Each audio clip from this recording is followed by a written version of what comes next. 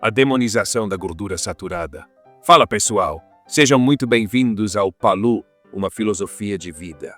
Antes de começarmos, já aproveita para se inscrever no canal, deixar o like e compartilhar esse conteúdo com seus amigos e familiares. E não esquece de ativar as notificações para ficar por dentro de todas as novidades. A gordura saturada foi condenada por décadas, e até hoje muita gente morre de medo de consumir alimentos como o torresmo ou ovo frito, achando que isso pode levar a um ataque cardíaco ou ao ganho de peso acelerado. Mas no papo de hoje, baseado no texto de Glauber Silva, do site opesoemagrece.com, vamos entender por que esse medo não faz sentido e como toda essa história mal contada começou.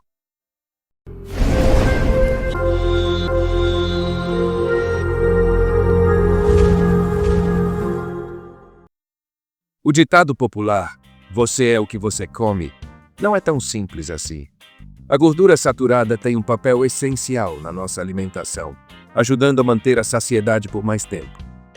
Diferente do que ouvimos por aí, seja em revistas de emagrecimento ou até mesmo de alguns profissionais de saúde, a gordura animal não deve ser evitada. Já sabemos que para alcançar o sucesso no emagrecimento, certos carboidratos precisam ser reduzidos e até eliminados. Para compensar essa redução, o ideal é consumir mais gorduras saturadas, aquelas presentes em alimentos de origem animal e também em alguns óleos tropicais, como o óleo de coco. Mas talvez você esteja pensando, isso é loucura. Passei a vida toda ouvindo que a gordura saturada faz mal, causa obesidade e doenças cardíacas. No entanto, até hoje, nenhum estudo conseguiu comprovar essas afirmações. O ser humano evoluiu por milhões de anos consumindo gordura animal. Só nos anos 70 surgiram recomendações para evitá-la.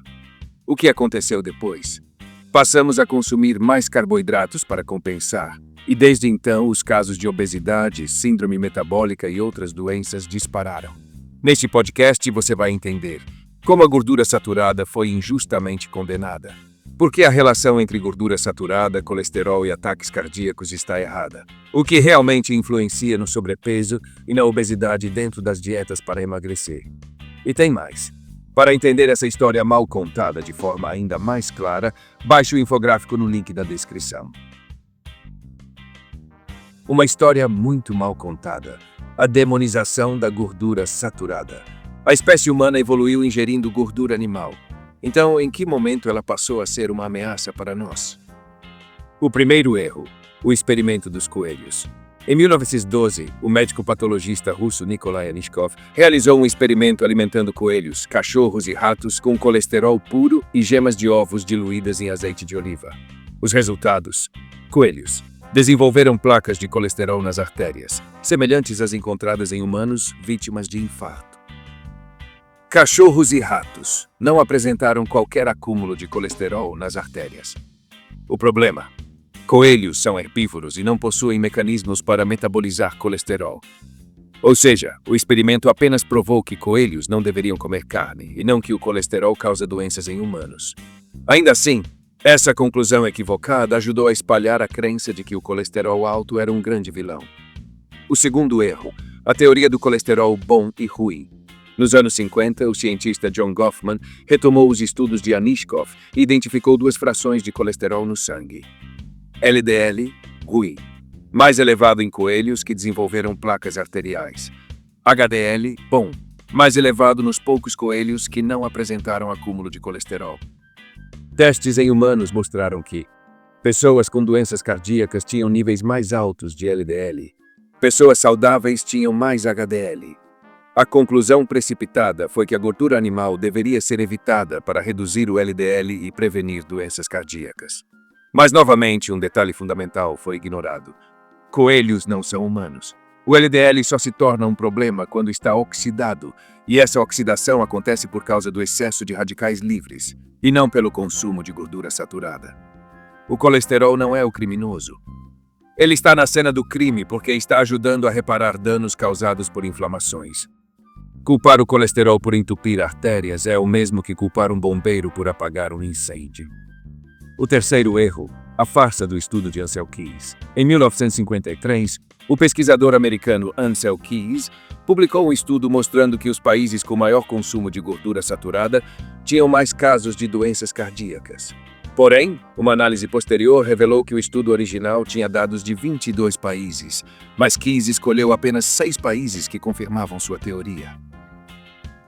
Quando os dados de todos os países foram analisados, a relação entre gordura saturada e doenças cardíacas desapareceu. Na verdade, os países que mais consumiam gordura saturada tinham menos problemas cardíacos.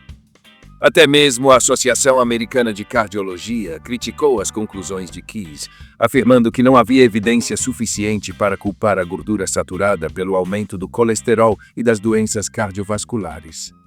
Mas a partir desse momento, a guerra contra a gordura saturada foi oficialmente declarada. E o resultado?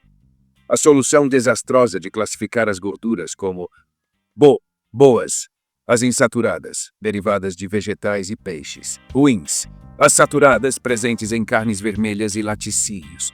Uma decisão baseada em dados manipulados que levaria a um aumento no consumo de carboidratos e óleos vegetais industrializados. Os verdadeiros vilões por trás da epidemia de obesidade e doenças metabólicas que vivemos hoje. A conspiração se concretiza. A guerra contra a gordura saturada.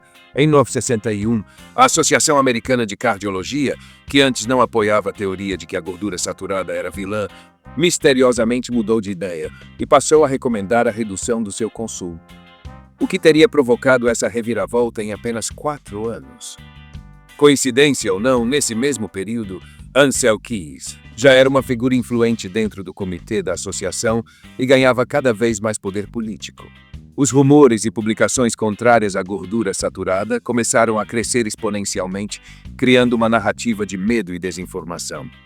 A pressão midiática e acadêmica fez com que essa ideia fosse aceita sem questionamentos, com médicos e pesquisadores seguindo o que parecia ser um consenso, mas sem base científica alguma.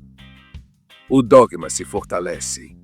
Em 1977, essa recomendação deixou de ser apenas uma hipótese e virou uma regra absoluta. A ingestão diária de colesterol foi limitada ao equivalente a apenas um ovo por dia. A decisão foi puramente política, não científica. Quando questionado sobre a falta de evidências, o senador McGovern simplesmente respondeu: "Nós, senadores, não temos o luxo que os cientistas têm de poder esperar até que o último pedaço de evidência esteja estudado."